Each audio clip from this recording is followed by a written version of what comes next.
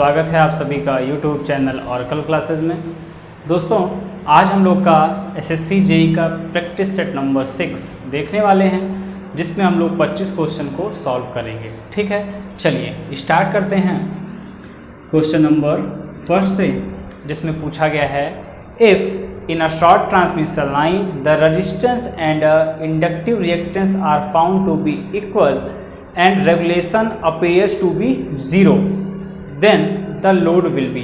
यानी एक हम लोग के पास शॉर्ट ट्रांसमिशन लाइन है जिसमें रेजिस्टेंस और inductive reactance that's mean XL की जो वैल्यू है ये दोनों आपस में बराबर है। ठीक, तब उसका रेगुलेशन जो है वो कह रहा है कि जीरो है, रेगुलेशन जो उसमें जीरो दिया गया है। तो आपसे पूछा है कि लाइन का पावर फैक्टर जो लोड है उसका पावर फैक्टर क्या हो सकता है। ठीक है, पहला ऑप्शन दिया गया है यूनिटी पावर फैक्टर होगा, दूसरा दिया गया है जीरो पावर फैक्टर होगा, तीसरा दिया गया है 0.707 लीडिंग पावर फैक्टर होगा या 0.707 लैगिंग पावर फैक्टर होगा। ठीक है, चलिए देख लेते हैं। तो वोल्टेज रेगुलेशन की बात अगर कह दी उसने जीरो, अगर हम लोग का वोल्टेज रेगुलेशन डेल वी ये बोला गया है कि ज़ीरो है, दैट्स मीन ये हम लोग के लिए बेस्ट है। ठीक है, रेगुलेशन का ज़ीरो होना सबसे अच्छा होता है। ठीक, ये बेस्ट है, आइडियल कंडीशन में है। ठीक है, तो जब ये ज़ीरो है तो ज़ीरो के लिए आप याद रखिएगा कि कंडीशन होती है ज़ीरो रेगुलेशन के लिए कि आपका जो लोड है वो लीडिंग नेचर का ही हो।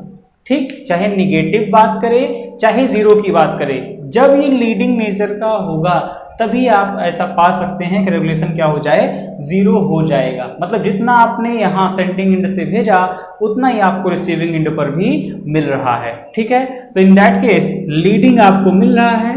ठीक, यहाँ हमको बहुत ज़्यादा जानने की ज़रूरत ही नहीं है, हमें पावर फैक्टर की वैल्यू निकालना ही नहीं पड़ेगा क्योंकि लीडिंग का एक ही ऑप्शन हमको दिख ही रहा है। ठीक, वही वाला हम लोग का सही हो जाएगा, यानी option number third, option number third B 0.707 leading, यानी 0.707 लीडिंग होने पर रेगुलेशन आपका जीरो हुआ होगा।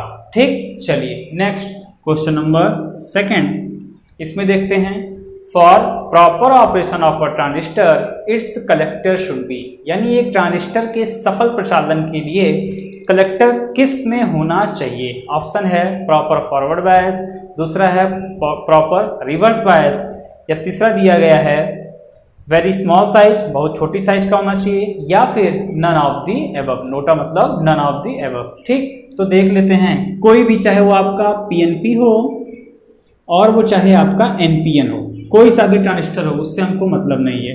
ठीक, ये हम लोग का हो जाता है क्या, अमीटर, बेस और ये कलेक्टर। ठीक, तो आप याद रखिएगा जब भी ट्रांजिस्टर एक्टिव रीजन में काम कर रहा होगा, ट्रांजिस्टर जब एक्टिव रीजन में काम कर रहा होगा तो वो हम लोग के लिए अच्छा माना जाएगा। अब एक्टिव रीजन मिलता कब है, तो एक्टिव रीजन के लिए याद रखिएगा कि ट्रांजिस्टर में दो जंक्शन होते हैं, एक ईबी जंक्शन, दूसरा BC junction, ammeter base junction और बेस कलेक्टर जंक्शन। तो हमेशा याद रखिएगा कि जो ईबी जंक्शन है वो फॉरवर्ड बायस में होना चाहिए, ईबी जंक्शन होना चाहिए फॉरवर्ड बायस एक्टिव रीजन में काम करने के लिए, और बीसी जंक्शन हमेशा होना चाहिए रिवर्स बायस। जब आप इस प्रकार से बायसिंग कर दिए हो तब आपका ट्रांजिस्टर एक्टिव रीजन में काम करेगा और उसको प्रॉपर माना जाएगा। ठीक, तो इसका राइट आंसर क्या हो जाएगा कि जो कलेक्टर है, ठीक है, वो कलेक्टर आपको कैसा होना चाहिए, रिवर्स बायस में होना चाहिए। ठीक, दूसरे का ऑप्शन नंबर हो जाएगा सेकेंड। ठीक है, चलिए नेक्स्ट क्वेश्चन नंबर थर्ड पर, a complementary symmetry amplifier has.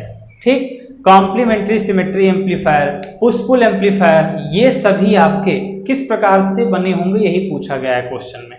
ठीक, 1 पीएनपी एंड 1 एनपीएन ट्रांजिस्टर, दूसरा दिया गया 2 पीएनपी ट्रांजिस्टर, तीसरा दिया गया है 2 एनपीएन ट्रांजिस्टर और चौथा दिया गया है नन ऑफ दी एबव।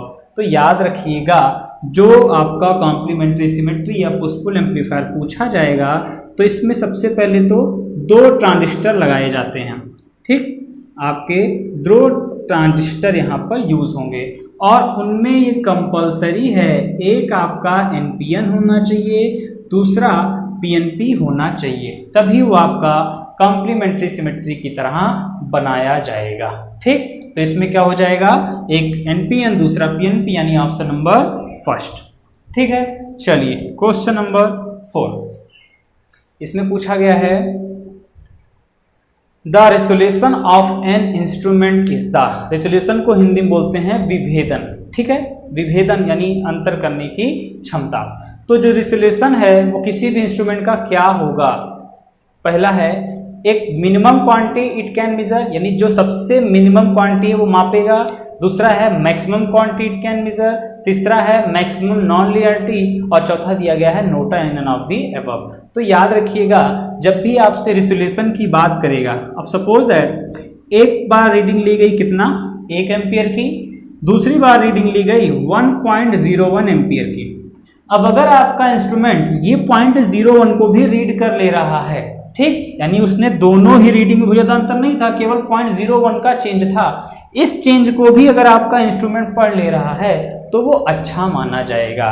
तो इसका मतलब है कि उसका जो रेसोल्यूशन है वो क्या है, हाई है, उसका दो मानों में विभेद करने के अंतर जो है क्षमता है वो उच्च है। ठीक, तो इसका मतलब कि जितना वो कम से कम वैल्यू को पढ़ ले रहा है, रीडिंग में अंतर कर रहा है, वही हम लोग के लिए इंस्ट्रूमेंट के लिए बेनिफिट होगा। ठीक है, तो इसमें क्या हो जाएगा, चौथे का ऑप्शन नंबर फर्स्ट, यानी minimum quantity it can measure, यानी जो निम्नतम क्वांटिटी को वो माप सकता है उसी को हम लोग क्या बोलेंगे, रेसोल्यूशन यानी विभेदन। ठीक है, चलिए नेक्स्ट क्वेश्चन नंबर 5 पर, the bandwidth of a series resonance circuit in which the half power points occur at 150 kilohertz and 180 kilohertz.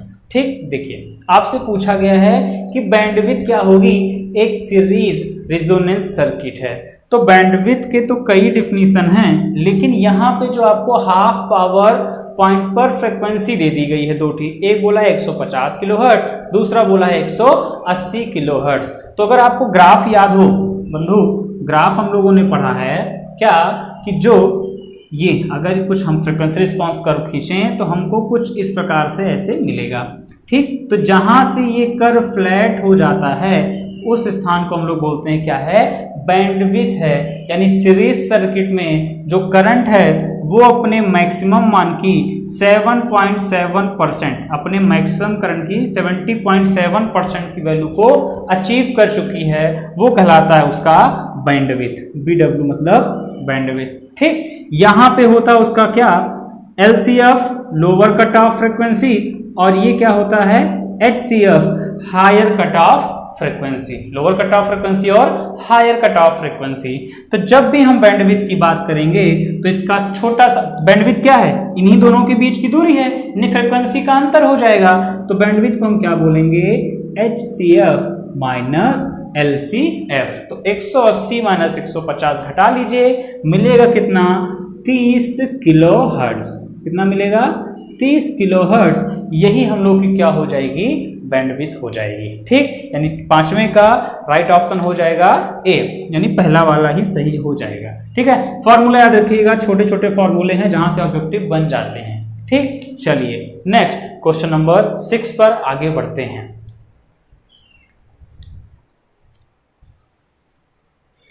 Next question number 6 पर इसमें पूछा गया है the purpose of a choke in a fluorescent is, यानी जो tubelight है, fluorescent light है, इसमें चोक का क्या कार्य होता है। तो यूटिलाइजेशन की प्लेलिस्ट में आपको ट्यूबलाइट एंड इट्स वर्किंग के नाम से वीडियो मिल जाएगा, जिसमें ये सब चीज़ें काफ़ी अच्छे से हम लोगों ने डिस्कस किया है। ठीक है, चलिए तो देख लेते हैं। जो चोक है वो एक्चुअल में होता क्या है, इंडक्टर। चोक एक्चुअल में इंडक्टर ही होता है। तो जब आपका स्टार्टर शॉर्ट करता है तो शॉर्ट करने पर करंट की वैल्यू बढ़ जाती है, वही बढ़ी हुई करंट लिमिट की जाती है। देखिए डिक्रीज की बात नहीं हो रही, लिमिट की बात हो रही है। लिमिट की जाती है इस चोक के द्वारा, और क्या करता है ये इंडक्टर, E बराबर L di/dt, यानी जितना rate of change of current होगा उसी के बराबर वो एक EMF को बना देगा। यानी ये एक प्रकार से क्षणिक विद्युत वाहक बल या वोल्टेज को बढ़ाने का कार्य कर रही है। कौन, चोक। ठीक, कहाँ से बढ़ेगा वोल्टेज? करंट में चेंज होने से। करंट में चेंज कहाँ से होगा?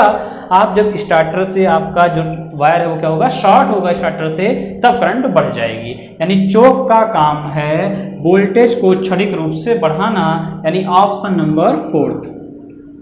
ठीक, बात समझ में आई?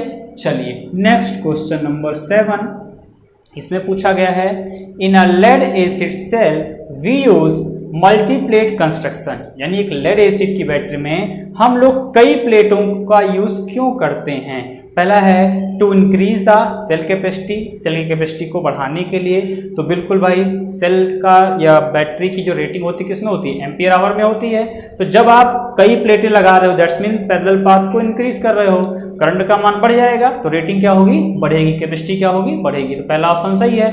दूसरा है to limit the cell size, cell की साइज को लिमिट करने के लिए। जी हाँ, ये भी सही है, क्योंकि आपका अब सीरीज में जोड़ते क्या होता? बढ़ता हुआ चला जाता। जब पैरेलल में कर रहे हो तो क्या होगा? बहुत ज्यादा सेल की साइज बढ़ेगी नहीं। थर्ड दिया गया है to decrease the cell resistance. तो भैया पैरेलल में जब आप रेजिस्टेंस को ऐड कर रहे हो, बैटरी का इंटरनल रेजिस्टेंस ही अगर पैरेलल में ऐड हो रहा है, दैट्स मीन आपका रेजिस्टेंस क्या हो जाएगा? डिक्रीज कर जाएगा। तो ये वाला भी सही है। चौथा दिया गया है ऑल ऑफ दी अबव। तो 7वें में हम लोग मार्क करेंगे ऑप्शन नंबर 4 को, all of the above are the reason for multiplate battery. ठीक है, या सेल, या फिर आपकी जो प्लेटें हैं वो मल्टी बनाई गई इसलिए जिससे आपका क्या हो? कैपेसिटी बढ़ जाए, बैटरी की साइज छोटी हो जाए और जो रेजिस्टेंस है वो भी डिक्रीज हो जाए। ठीक है, चलिए नेक्स्ट न्यूमेरिकल है the total inductance of the given circuit. एक सर्किट आपको कुछ इस प्रकार से दी गई है, ये ठीक ऐसे सर्किट रही होगी। इसमें बोला है ये L1 है, इसकी वैल्यू दी गई है 9 हेनरी, और ये L2 है, इसकी वैल्यू दी गई है 4 हेनरी। ठीक, और इन दोनों के बीच यहाँ पे एक डॉट लगा हुआ है और सेकंड डॉट लगा हुआ है इस साइड। ठीक, और इन दोनों के बीच में जो म्यूचुअल हो रहा है, ठीक है, वो दे रखा है कितने का? 3 हेनरी का। आपसे पूछा है टोटल इंडक्टेंस को बताइए। तो अब ये बताइए कि दोनों तो श्रेणी क्रम में है, यहाँ तक तो क्लियर है, लेकिन ये हेल्पिंग नेचर में है कि अपोजिंग नेचर में है? ठीक है, कल की प्लेलिस्ट में पूरा ये देखने के लिए मिल जाएगा। तो देखिए, आप यहाँ से करंट देखें तो इस एंड पर इस डॉट से इंटर कर रही है, जबकि इस डॉट से करंट क्या हो रही है? वापस जा रही है, बाहर जा रही है। ठीक भाई, आप ऐसा समझ सकते हैं कि इस कॉइल के इस सिरे पर डॉट है, जबकि ऐसे ये भी कॉइल रखी है, लेकिन डॉट क्या है? इसके अपोजिट साइड है, इसलिए ये अपोजिंग नेचर का हो जाएगा। मतलब L इक्विवेलेंट बराबर L1 प्लस L2, यहाँ तक तो सेम रहने वाला है, बस अभी अपोजिंग इसलिए क्या लिखेंगे? माइनस में 2m। ठीक, चलिए अब 9 प्लस 4 माइनस 2 इंटू 3 सॉल्व कर लेंगे। 9 प्लस 4 13 और 3 दूनी 6, गया कितना बचा? 7 हेनरी। यही हम लोग का फाइनल में आंसर हो जाएगा। ठीक, चलिए नेक्स्ट क्वेश्चन नंबर, ये 8 था, question number 9। The hysteresis loop is nearly square for. ठीक, जो हिस्टेरिसिस लूप है BH लूप, ये ठीक BH लूप B और H के बीच की जाता है। यहाँ पे क्या होता है? X एक्सिस पे H रखते हैं और Y एक्सिस पे क्या रखते हैं हम लोग? B। तो ये पूछा है कि BH लूप किसके लिए, जो ऑप्शन दिया गया है, किसके लिए स्क्वायर में होगा? आयरन कोर के लिए होगा, स्टील कोर के लिए होगा, फेराइट कोर के लिए होगा, या फिर ब्रॉड आयरन कोर के लिए होगा? तो याद रखिएगा, जब भी स्क्वायर की बात करेगा तो फेराइट कोर, जो ये फेराइट कोर है, हाई फ्रिक्वेंसी ट्रांसफार्मर में फेराइट की ही कोरें बनाई जाती हैं। ठीक, जिससे आपकी आयरन लॉस को कम किया जा सके, याद रखिएगा। तो रीजन यही है क्योंकि अन्य पदार्थों का जो BH लूप मिलेगा वो ज्यादा मिलेगा, जबकि जो फेराइट कोर का BH लूप है वो क्या होता है? आपका कुछ स्क्वायर के शेप में होता है। ठीक, इसी वजह से फेराइट कोर का यूज किया जाता है हाई फ्रिक्वेंसी के ट्रांसफार्मर्स में। ठीक है, चलिए तो इसका राइट ऑप्शन हो जाएगा ऑप्शन नंबर 3। अच्छा, यहां से एक ऑब्जेक्टिव और बन सकता है कि किस कोर का या किस पदार्थ का जो BH लूप है वो स्ट्रेट लाइन मिलता है या लीनियर मिलता है। ठीक, एयर, वायु के लिए आपका BH लूप एक लीनियर हमेशा मिलता जाएगा, क्योंकि वहां पे कोई भी, ये भाई ये क्या दिखाता है? इतना रेसिडुअल मैग्नेटिज्म, अवशिष्ट चुंबकत्व को दिखाता है। तो एयर के केस में ये सब चीजें आपको नहीं मिलेंगी, इसलिए एयर के लिए BH लूप आपका स्ट्रेट लाइन ही मिलता है। ठीक, चलिए क्वेश्चन नंबर 10। ए गैल्वेनोमीटर में बी कन्वर्टेड इनटू मीटर और वोल्टमीटर, यानी एक गैल्वेनोमीटर था जिसको हम लोगों ने कन्वर्ट किया एक वोल्टमीटर में। ठीक, in which of the following cases the resistance of device will be the largest, यानी निम्नलिखित में से किस कंडीशन में जो रेजिस्टेंस होगा मीटर का वो सबसे अधिक होगा। जब आप उसको एक अमीटर बनाओगे 10 एम्पियर की रेंज वाला, कि जब एक वोल्टमीटर बनाओगे 5 वोल्ट की रेंज वाला, कि जब आप उसको अमीटर बनाओगे 5 एम्पियर की रेंज वाला, या फिर जब आप उसको वोल्टमीटर बनाओगे तो बढ़ेगा उसका रेजिस्टेंस। वो वोल्टमीटर कितने का है, 10 वोल्ट का दिया गया है। ठीक, चलिए आते हैं। जब भी आपसे कहे अमीटर दिया गया था, इसको बंधु कन्वर्ट कर दो वोल्टमीटर में, तो उसके लिए आपको लगाना पड़ेगा मल्टीप्लायर। लगाना पड़ेगा क्या, मल्टीप्लायर। अमीटर को वोल्टमीटर में बदलने के लिए क्या लगाना पड़ेगा, मल्टीप्लायर। मल्टीप्लायर एक हाई वैल्यू का रेजिस्टेंस होता है, मल्टीप्लायर हाई वैल्यू का रेजिस्टेंस होता है जिसे श्रेणी क्रम में लगा दिया जाता है। जितना ये ज्यादा होगा वोल्टमीटर की रेंज क्या होगी, बढ़ती हुई चली जाएगी। जबकि जब आपसे अमीटर बनाने की बात करेगा उस कंडीशन में हम क्या यूज करते हैं, शंट का यूज करते हैं। तो यहाँ लार्जेस्ट पूछा है तो अमीटर वाला कॉन्सेप्ट तो चला ही गया, क्या बचा, वोल्टमीटर बचा।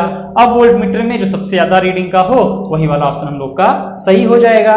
तो कौन सा ऑप्शन दिख रहा है, चौथा 10th का ऑप्शन नंबर 4th राइट है, जिसमें बोला गया है एक वोल्टमीटर, जी हाँ वोल्टमीटर होना चाहिए, उसका रेजिस्टेंस क्या होगा, ज्यादा होगा। एक 5 वोल्ट दिया है, एक 10 वोल्ट दिया है, तो 10 वोल्ट वाला ही ज्यादा होगा। अगर ऑप्शन में 20 वोल्ट होता तो क्या होता, इससे ज्यादा, जो सबसे ज्यादा होगा उसी का रेजिस्टेंस आपका सबसे ज्यादा रहेगा। ठीक, चलिए ये 10 क्वेश्चन कंप्लीट हो गए। चलिए नेक्स्ट बढ़ते हैं क्वेश्चन नंबर 11 पर।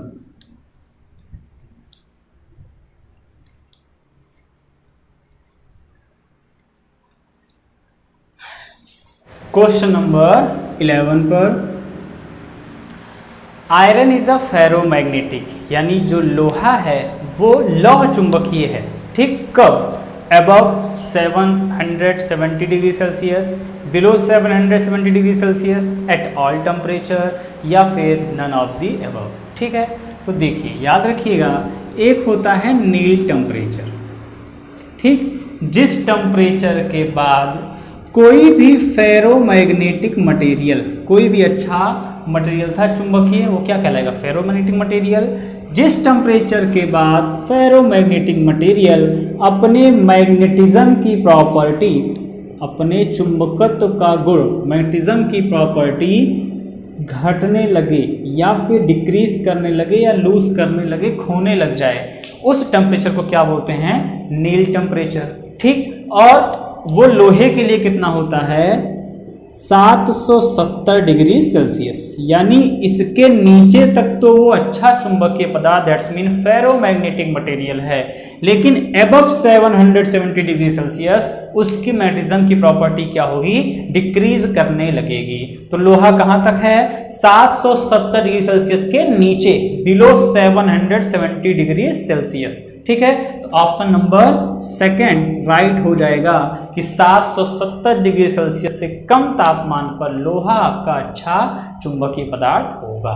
ठीक है, चलिए नेक्स्ट क्वेश्चन नंबर 12 पर, electric lines of force enters और leaves a charge surface at an angle of. तो बिल्कुल सिंपल सा क्वेश्चन है। ठीक है, पॉजिटिव चार्ज निगेटिव चार्ज हो तो याद रखिएगा पॉजिटिव चार्ज से निकलेंगी, ठीक है, और निगेटिव चार्ज पर आएंगी। वैद्युत बल रेखाओं की बात की जा रही है और इनका एंगल हमेशा कितना होता है, 90 डिग्री पर, हमेशा 90 डिग्री पर होता है। ऑप्शन नंबर 1, ठीक, 90 डिग्री से।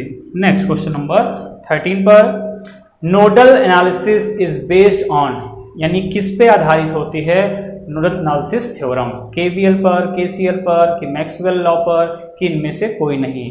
तो याद रखिएगा नोडल की जब बात करेगा, nodal is based on KCL, Kirchhoff current law, Kirchhoff के धारा संबंधी नियम पे, जो कि किसके सिद्धांत पे आधारित है, चार्ज संरक्षण के सिद्धांत पर आधारित है। जबकि अगर आपसे बात की जाए मेश एनालिसिस की, तो ये बेस्ड है किरचॉफ वोल्टेज लॉ पर, जो कि एनर्जी कंजर्वेशन लॉ यानी ऊर्जा संरक्षण के सिद्धांत पर कार्य करता है। ठीक, ये दोनों बहुत ही इंपॉर्टेंट हैं, हमेशा याद रखिएगा। ठीक, चलिए फिर क्वेश्चन नंबर 14 पर आते हैं।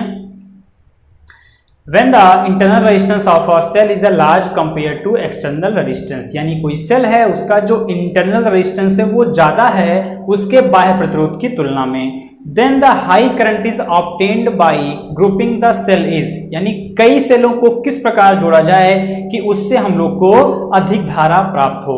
पहला दिया गया सीरीज में, कि पैरेलल में, कि सीरीज पैरेलल दोनों में, या फिर all three can be use, कोई भी आप यूज कर लीजिए, सबसे आपको हाई करंट मिलेगी। जी नहीं, जब भी आपसे बंधु हाई करंट की बात की जाए, जब भी आपसे हाई करंट की बात की जाए तो याद रखिएगा हमेशा पैरेलल कनेक्शन का यूज किया जाता है। ठीक, हमेशा पैरेलल कनेक्शन का यूज किया जाएगा। जबकि आपसे अगर हाई वोल्टेज की बात की जाए तो हाई वोल्टेज के लिए सीरीज का यूज करेंगे। अब समझ लेते हैं रीजन क्या है इसके पीछे। तो पैरेलल में भैया वोल्टेज क्या बढ़ सकता है? नहीं, वोल्टेज क्या रहेगा? बराबर। बढ़ेगी क्या? करंट। जबकि सीरीज में क्या धारा बढ़ेगी? जी नहीं, धारा सब में क्या होगी? बराबर होगी। बढ़ेगा क्या?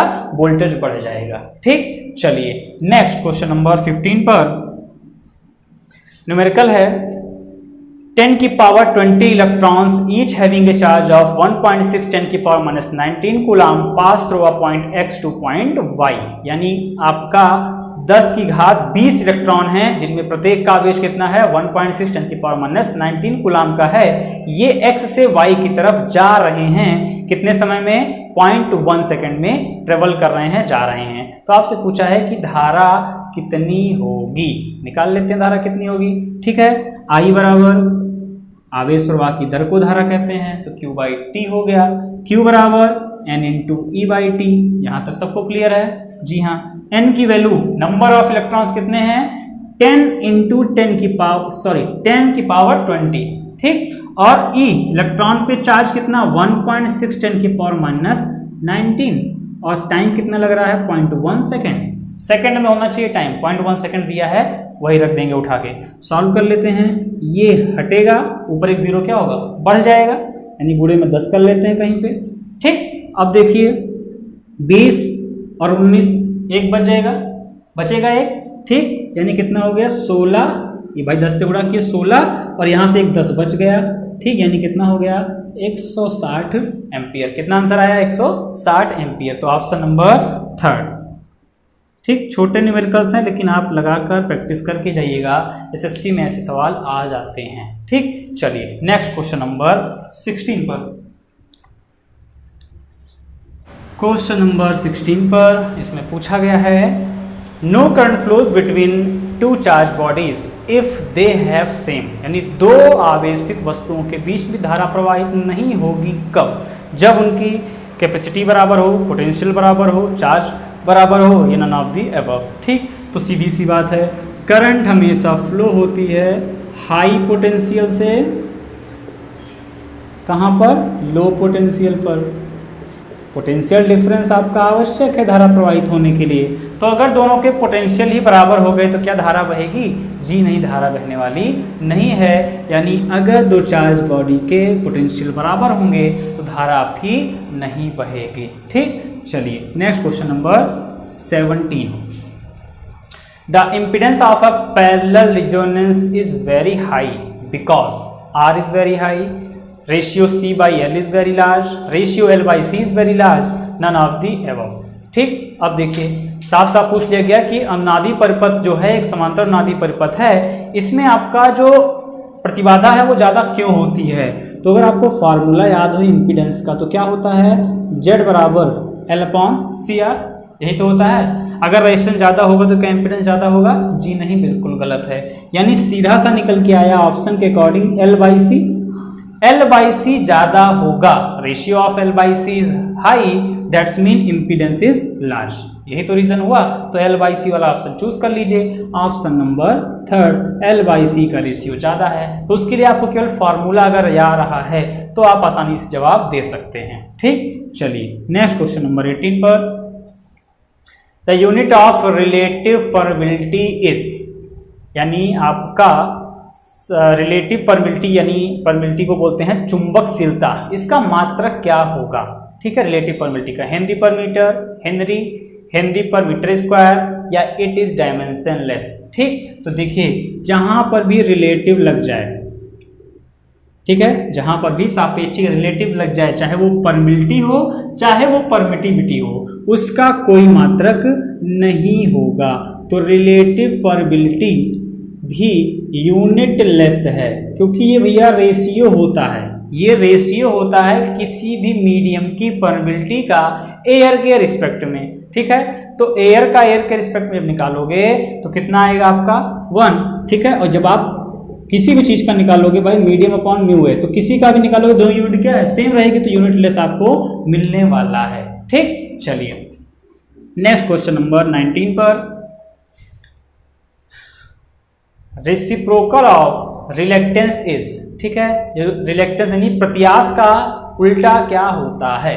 ठीक, ऑप्शन पढ़ लेते हैं, रिलेक्टिविटी, परमियंस, परमिबिलिटी या फिर ससेप्टिबिलिटी। ठीक है, तो रिलेक्टेंस इलेक्ट्रिकल सर्किट में रेजिस्टेंस के जैसे ही कार्य करता है, यानी फ्लक्स का विरोध करेगा। ठीक है, जैसे इलेक्ट्रिकल सर्किट में रेजिस्टेंस क्या करता है, धारा का विरोध, ऐसे ही मैग्नेटिक सर्किट में जो रिलेक्टेंस है वो फ्लक्स का अपोजिशन करेगा। तो रिलेक्टेंस किसका अपोजिट है? भाई ये फ्लक्स का विरोध कर रहा है। अब कोई ऐसा हो जो फ्लक्स का विरोध ना करे, ठीक, फ्लक्स का विरोध ना करे, यानी 1/, उसको क्या बोलते हैं, परमियंस, पारगम्यता, क्या बोलते हैं, पारगम्यता हिंदी में, या फिर परमियंस। परमियंस जितना ही ज्यादा होगा उतना ही आपका रिलेक्टेंस डिक्रीज कर जाएगा, कम हो जाएगा। ठीक, चलिए नेक्स्ट क्वेश्चन नंबर 20 पर, तो इसका राइट ऑप्शन क्या हो जाएगा, सेकंड, परमियंस। ठीक है, लिखिए दिया गया। Question number 20, the best place to install a capacitor is, यानी कैपेसिटर को लगाने का सबसे अच्छा स्थान कौन सा है? ठीक, very near to the inductive load के बहुत पास में, across the terminal of the inductive load के आर पार यानी पैरेलल में, far away from the inductive load से बहुत दूरी पर, या फिर नन ऑफ दी, या फिर एनी ऑफ दी अबव, चाहे जहां लगा दीजिए। ठीक है, तो पहली बात जो कैपेसिटर है लगा क्यों रहे हैं, तो कैपेसिटर का यूज किया जा रहा है पावर फैक्टर को इंप्रूव करने में। कैपेसिटर लगाने से पावर फैक्टर इंप्रूव हो जाता है, क्योंकि आपकी जो करंट है वो अब लीड करने के प्रयास करेगी, जिससे फेज एंगल घट जाएगा, और जितना फाई का मान कम होगा कॉस फाई का मान उतना ही बढ़ जाएगा, क्योंकि कॉस 0 का मान होता है 1 और कॉस 90 का मान होता है 0। जितना एंगल घटेगा उतना ही पावर फैक्टर बढ़ जाएगा। तो कैपेसिटर यूज किया गया for the improvement of power factor. अब लगाना कहाँ पे है, तो जो भी आपका लोड हो, इंडक्टिव लोड है तो इंडक्टिव लोड के अक्रॉस, यानी आर पार उसी लोड के आप लगा दीजिए। अक्रॉस का मतलब पैरेलल में लगाना है। ठीक, तो ऑप्शन नंबर सेकेंड, 20 का option number second, across the inductive load right हो जाएगा। चलिए नेक्स्ट क्वेश्चन नंबर 21 पर, hysteresis is the phenomena of in the magnetic circuit by which, यानी जो हिस्टेरिसिस है ये एक गुण है, फिनोमिना है, प्रवृत्ति है चुंबकीय परिपथ की, जो क्या बताती है, H लैग्स बिहाइंड B, यानी जो H है वो पीछे है B से। दूसरा दिया गया B lag from behind H, जो B है वो पीछे है H के, या फिर C B और H हमेशा साथ साथ होते हैं, या फिर D setting up a constant flux is done, जब फ्लक्स आपका कांस्टेंट हो जाए तब आपका हिस्टेरिसिस होगा। ठीक, अब देखते हैं क्या है। तो BH लूप अभी भी डिस्कस किया गया, इस एक्सिस पे H, यहाँ पे क्या होता है B। आप जैसे जैसे H को बढ़ाते हैं B भी क्या होता है, बढ़ता जाता है। H को बढ़ाते हैं तो B बढ़ता जाता है। अब जब घटाते हैं तो घटता नहीं है, एक बिंदु पर आने के बाद आपका जो H है, देखिए इस पॉइंट पे H क्या है, ये आपका आ गया 0 पे, H आ गया 0 पे, लेकिन जो B है वो क्या 0 हुआ है, नहीं, B 0 नहीं हुआ है, यानी B पीछे रह गया, B लैग हो गया किससे, H से। ठीक है, तो उसी कर्व को क्या कहा जाता है, BH curve. A curve which shows the relation between B and H, ठीक, is called hysteresis loop. With the help of this loop, यानी इस लूप की सहायता से we can find how much B lag from H, यानी हम ये ज्ञात कर पाएंगे कितना बी पीछे रह गया है किससे, एच से। ठीक है, चलिए तो ऑप्शन नंबर पढ़ लेते हैं, ऑप्शन नंबर बी, यानी बी लैग बिहाइंड एच, जो बी है वो पीछे रह गया किससे, एच से। ठीक है, इसी को क्या बोलते हैं, जो लाइन दिख रही है क्या बोलते हैं, अवशिष्ट चुंबकत्व, यानी धारण शक्ति, रिटेंटिविटी फोर्स, अवशिष्ट चुंबकत्व। ठीक है, चलिए सब एक ही नाम था। नेक्स्ट क्वेश्चन नंबर 22 पर, the gate of a JFET is, तो जो गेट टर्मिनल है JFET का क्या होगा, फॉरवर्ड बायस होगा कि रिवर्स बायस होगा, कि चाहे जिसमें कर दीजिए फॉरवर्ड रिवर्स में, या फिर इनमें से कोई नहीं। तो गेट हमेशा याद रखिएगा, गेट को आप करेंगे reverse bias, RB that's mean reverse bias. JFET का गेट टर्मिनल हमेशा रिवर्स बायस रखना ही अच्छा होता है, इसलिए उसको हम रिवर्स बायस में ही रखते हैं। ठीक है, इसी बायसिंग को चेंज करके आप उसके जो धारा है उसको आप कंट्रोल कर लेंगे। ठीक, उसकी धारा को कंट्रोल कर लेंगे। ठीक है, इसलिए बोलते हैं इसको क्या, field effect transistor, that's mean जो बाहर से आप ये वोल्टेज लगा रहे हो इससे आप कंट्रोल कर सकते हो। ठीक, चलिए next question number 23, the unit of flux is the same of, यानी जो फ्लक्स है, फ्लक्स का मात्रक क्या होता है, वेबर, वो निम्नलिखित में से किस और राशि का मात्रक है, ऐसा आपसे पूछा गया है। ऑप्शन पढ़ लेते हैं। पहला दिया गया रिलेक्टेंस का, प्रत्यास का, जी नहीं, प्रत्यास का मात्रक होता है हेनरी इनवर्स। दूसरा दिया गया रेजिस्टेंस का, इसका क्या मात्रक होता है, जी हाँ, इसका मात्रक होता है आपका ओम। ठीक, तो हमें बताना है कि यूनिट जो फ्लक्स की है वही और किसकी है, तो आपका जो चौथा दिया गया ऑप्शन, पोल स्ट्रेंथ, किससे लिखते हैं इसको, एम से, पोल स्ट्रेंथ को दिखाते हैं स्मॉल एम से। तो पोल स्ट्रेंथ होता ही है किसी भी चुंबक का जो एन पोल या एस पोल है उसकी वह क्षमता कि वो कितने फ्लक्स को उस पोल से निकाल रहा है, चाहे वो एन पोल हो चाहे वो एस पोल हो, किसी भी एकांक ध्रुव से निकलने वाले फ्लक्स की जो कैपेसिटी है, क्षमता है, मात्रा है, उसी को हम लोग बोलते हैं एम, पोल स्ट्रेंथ यानी ध्रुव सामर्थ्य। तो इसका मात्रक भी फ्लक्स के मात्रक, इसका मात्रक भी फ्लक्स के मात्रक की तरह ही होता है, क्या, वेबर। क्या हो जाएगा, वेबर। ठीक है, तो मैग्नेटिक सर्किट तो बहुत इंपॉर्टेंट है SSC के एग्जाम के लिए। चलिए next question number 24, 2s complement of a binary number 0101 is, 2s complement पूछ लिया गया है। ठीक है, देखिए अब 2s कॉम्प्लीमेंट निकालेंगे कैसे, तो 2s कॉम्प्लीमेंट निकालने के लिए सबसे पहले निकालना पड़ेगा उसका 1s कॉम्प्लीमेंट, और फिर हम लोग उसमें क्या करेंगे, एक को ऐड कर देंगे। ठीक, अब 1s कॉम्प्लीमेंट कैसे निकालेंगे, तो 1s कॉम्प्लीमेंट का मतलब है उल्टा लिखते हुए चले जाओ। अब बाइनरी में क्या है, दो ही बिट होती हैं, दो ही डिजिट हैं, 0 और 1, तो जहां 0 लिखा हो वहां 1 कर दो, जहां 1 लिखा हो वहां पे 0 कर दो। हमसे पूछा गया था किसका, 0101 का 2s कॉम्प्लीमेंट बताना है। तो 0101 का 2s कॉम्प्लीमेंट निकालने के लिए हम लोग सबसे पहले क्या करेंगे, 1s कॉम्प्लीमेंट निकालेंगे, फिर उसमें एक ऐड कर देंगे। तो इस 0101 का 1s कॉम्प्लीमेंट ऑफ 0101, देखिए सब कर दे रहा हूं step by step, 1s complement of 0101, तो क्या होगा, अपोजिट कर दो, 1 की जगह 0, 0 जगह पे 1, 0, 1। यहां तक क्लियर है। अब हमें निकालना क्या है, 2s कॉम्प्लीमेंट ऑफ 0101। ठीक, तो 1s कॉम्प्लीमेंट इसका ये है, उसी में ऐड हम कर देंगे 1, तो 1 0 1 0 और 1 को जोड़ेंगे 1 1 0 1 1 0 1 1 है ऑप्शन में कहीं, 1 0 1 1 1 0 1 1, ऑप्शन नंबर फर्स्ट, पहला ही ऑप्शन है। ठीक है, 1 0 1 1, ठीक, ये इसका राइट ऑप्शन हो जाएगा। तो ये तरीका था कैसे आप किसी भी संख्या का 2s कॉम्प्लीमेंट ज्ञात करोगे। ठीक, 1s कॉम्प्लीमेंट निकालेंगे, कैसे निकालेंगे, 0 को 1 से, 1 को 0 से रिप्लेस कर दिया गया और लास्ट में 1 जोड़ दिया अगर उसमें, तो क्या मिल गया, 2s कॉम्प्लीमेंट। ठीक, चलिए नेक्स्ट क्वेश्चन नंबर 25, इसमें पूछा गया है the basic storage element in a digital system is, तो डिजिटल सिस्टम है, इसमें बेसिक एलिमेंट कौन सा है जो स्टोर करता है, फ्लिप फ्लॉप, काउंटर, मल्टीप्लेक्सर की इनकोडर। ठीक है, तो फ्लिप फ्लॉप की परिभाषा ये होती है कि ये करता क्या है, आपका स्टोर करता है डेटा को डिजिटल सिस्टम में। ठीक है, फ्लिप फ्लॉप का काम है कि ये डेटा को स्टोर करेगा। ठीक, तो ऑप्शन क्या हो जाएगा, फ्लिप फ्लॉप। कई प्रकार के होते हैं, SR flip flop, JK flip flop. ठीक, चलिए, तो ये हम लोग के 25 क्वेश्चन कंप्लीट हो गए। ठीक, अब हम लोग अपना नेक्स्ट पेपर कल फिर से देखेंगे, और जितना भी क्वेश्चन आपका डाउट हो वो आप व्हाट्सएप कर सकते हैं, उसका सोल्यूशन भी इसी क्वेश्चन पेपर में इंक्लूड करके आपको प्रोवाइड कर दिया जाएगा। ठीक, चलिए मिलते हैं जल्दी हम लोग नेक्स्ट वीडियो में। Thanks for watching.